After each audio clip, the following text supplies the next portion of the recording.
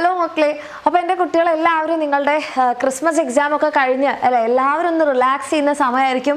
പക്ഷെ നിങ്ങളെ സംബന്ധിച്ചിടത്തോളം നിങ്ങൾക്ക് ഇനി അടുത്തതായിട്ട് നമ്മുടെ practical exam, model exam, Christmas exam എന്നൊക്കെ പറഞ്ഞിട്ട് നിങ്ങൾ കുറച്ചുകൂടി ബിസി ആവാൻ വേണ്ടി പോവുകയാണ് അല്ലേ.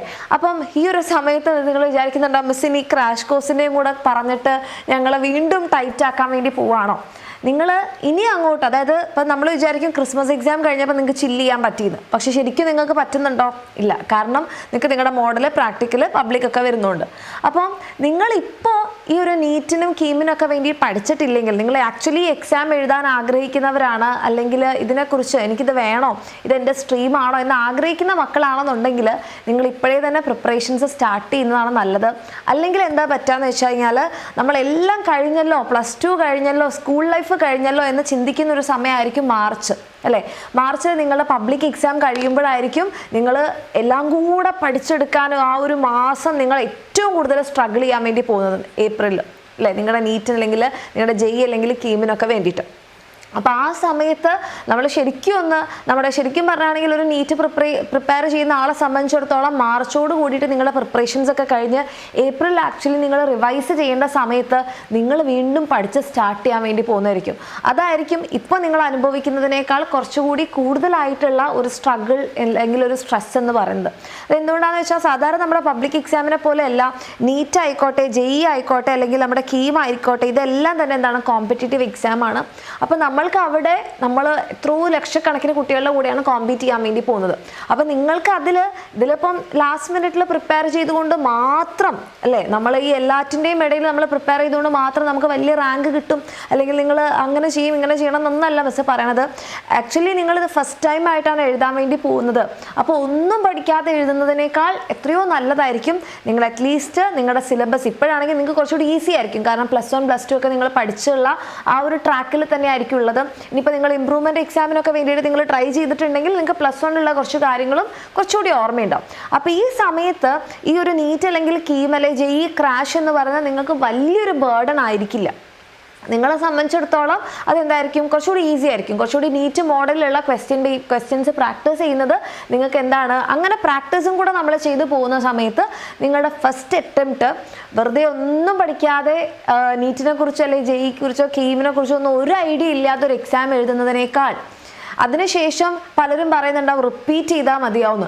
റിപ്പീറ്റ് ചെയ്ത് നമ്മളൊരു വർഷം കളയുന്നതിനേക്കാൾ ചിലപ്പോൾ പല മക്കൾക്കും ഇടയ്ക്ക് വെച്ച് ഡ്രോപ്പ് ചെയ്തിട്ടുള്ള മക്കളുണ്ട്, ഇത് എനിക്ക് പറ്റുന്നൊരു ഫീൽഡ് അല്ല എന്ന് പറഞ്ഞിട്ട് എൻ്റെ അറിവിൽ തന്നെ ഒരു 5 ആൾക്കാർ തീർച്ചയായിട്ടുണ്ട്. ഓക്കെ, അപ്പം ഞാൻ പറഞ്ഞു വന്നത് ഇത്രയേ ഉള്ളൂ. നിങ്ങൾക്ക് ഈ ഒരു ഡിസിഷൻ കുറച്ചുകൂടി നേരത്തെ എടുക്കാം. നിങ്ങൾക്ക് നീറ്റ് കീമോ വേണോ? അപ്പം നമ്മൾ പഠിച്ചെന്ന് എഴുതിയാലേ നമുക്ക് മനസ്സിലാവട്ടെ നമ്മുടെ റാങ്ക് ഇമ്പ്രൂവ് ആവുന്നുണ്ടോ, നമുക്ക് കൊണ്ട് പറ്റുമോ എന്നുള്ളത്. ഒന്നും അറിയാതെ വെറുതെ പോയിട്ട് എക്സാം എഴുതി അതിനുശേഷം ഒരു വർഷം റിപ്പീറ്റ് ചെയ്ത് കഴിഞ്ഞ് നമ്മളെല്ലാം എക്സാം എഴുതി അടുത്ത വർഷമാണ് മനസ്സിലാവുന്നത് എനിക്ക് പറ്റിയതല്ല, അല്ലെങ്കിൽ അതിൻ്റെ ഇടയിലാണ് മനസ്സിലാവുന്നത് ഈ സ്ട്രെസ് എനിക്ക് താങ്ങാൻ പറ്റുന്നില്ല. അങ്ങനെ ഒരു വർഷം നമ്മൾ വേസ്റ്റ് ചെയ്യുന്നതിനേക്കാൾ എത്രയോ നല്ലതായിരിക്കും നമ്മൾക്ക് ക്വിക്കായിട്ട് ഒരു ഡിസിഷൻ എടുക്കാൻ വേണ്ടി പറ്റുന്നത്.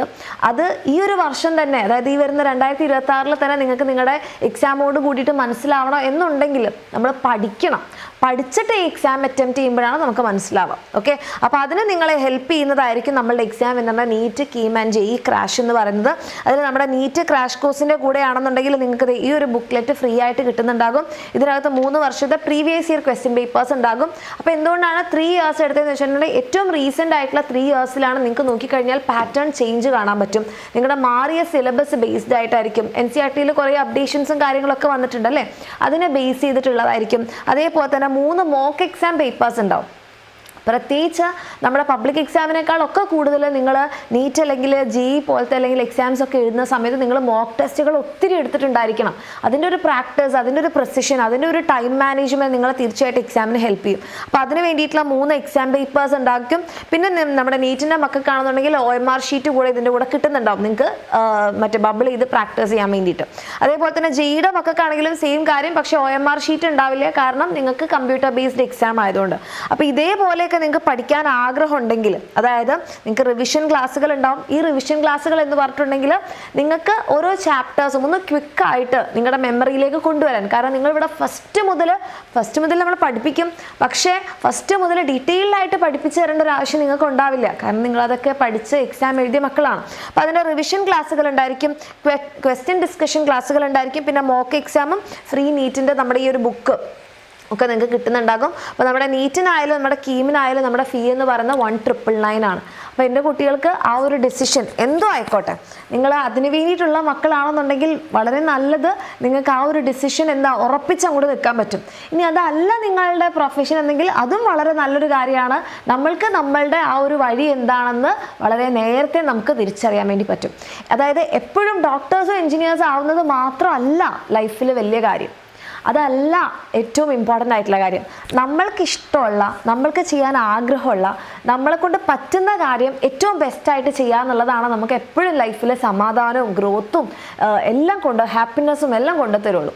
സോ ആ ഒരു ഡിസിഷൻ, നമുക്കിപ്പോൾ ഒരു കൺഫ്യൂഷൻ ആയിരിക്കും, വേണോ വേണ്ടോ, അത് നമുക്ക് ഏറ്റവും പെട്ടെന്ന് എടുക്കാൻ വേണ്ടി പറ്റിക്കഴിഞ്ഞാൽ നല്ലതായിരിക്കും. അപ്പോൾ നിങ്ങൾക്ക് താല്പര്യം ഉണ്ടെങ്കിൽ നിങ്ങൾക്ക് നമ്മുടെ ബാച്ചിൽ അഡ്മിഷൻ എടുക്കാൻ താഴെ കാണുന്ന നമ്പറിൽ മെസ്സേജ് ചെയ്യാം. നമ്മളിത് January 1 നമ്മുടെ ക്രാഷ് കോഴ്സ് സ്റ്റാർട്ട് ചെയ്യുന്നത്. ഓക്കെ, അപ്പോൾ ന്യൂ ഇയറിൽ ഒരു പുതിയൊരു തീരുമാനത്തോടു കൂടി തന്നെ നിങ്ങൾക്ക് മുന്നോട്ട് കൊണ്ടുപോകാം. ആ ഒരു തീരുമാനം എന്തായാലും ഏറ്റവും പെട്ടെന്ന് തന്നെ എടുക്കാനും, അല്ല ഒരു 4 മാസം കൊണ്ട് തന്നെ നിങ്ങൾ നീറ്റ് എക്സാം ഒക്കെ എഴുതി നിങ്ങൾക്ക് ആ ഒരു ഡിസിഷൻ എടുക്കാൻ വേണ്ടി പറ്റും. അപ്പം ഈ ഒരു തീരുമാനം എന്തായാലും നിങ്ങളുടെ ലൈഫിൽ ഒരു നല്ല മാറ്റത്തിന് കാരണമാവട്ടെ. താല്പര്യമുള്ള മക്കൾക്കാണെങ്കിൽ താഴെ കാണുന്ന നമ്പറിൽ മെസ്സേജ് ചെയ്യുക, നമ്മുടെ ബാച്ചിൽ അഡ്മിഷൻ എടുക്കാം. All the best.